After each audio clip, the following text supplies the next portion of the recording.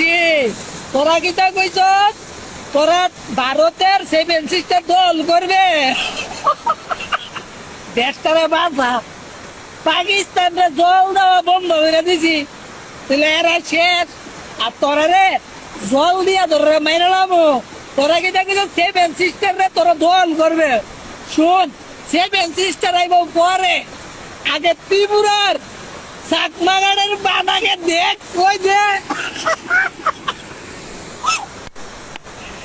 ত্রিপুরা চাকমাগাড়ের বান্ধের ইটা দিব সাইরা দিছি আর আজ দুইটা তোরা শেষ কুমিল্লা চট্টগ্রাম তোর বেল শেষ আগে তোরা নিজের দেশটারে বাঁচা আমরা যুদ্ধ করতাম না কিচ্ছু করতাম না তোরা রে জল দিয়ে মেরে নাম ও বাংলাদেশি فليضحكوا قليلا وليبكوا كثيرا جزاء بما كانوا يكسبون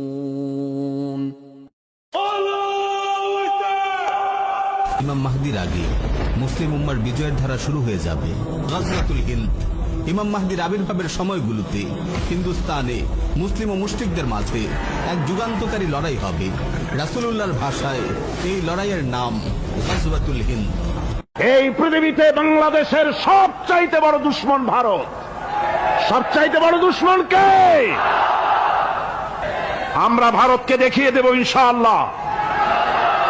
জিহাদের প্রেরণা নিয়ে যদি প্রয়োজন হয় বাংলাদেশের যুদ্ধ যদি করা লাগে ভারতের সাথে আর যুদ্ধ করা লাগবে, রাসূলুল্লাহর ওয়াদা আছে।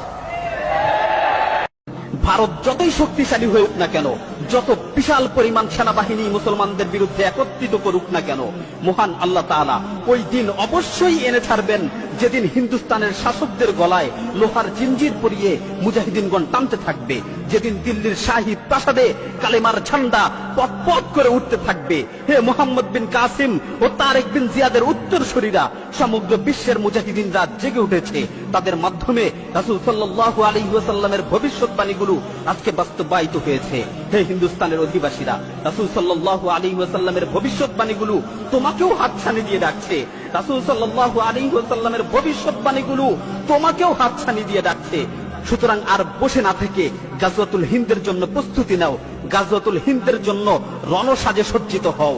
আল্লাহ তাআলা যেন আমাদের সকলকে গাজওয়াতুল হিন্দের মোবারক যুদ্ধে অংশগ্রহণ করার তৌফিক দান করেন। আমিন। আমা আলাইনা ইল্লাল বালাগ।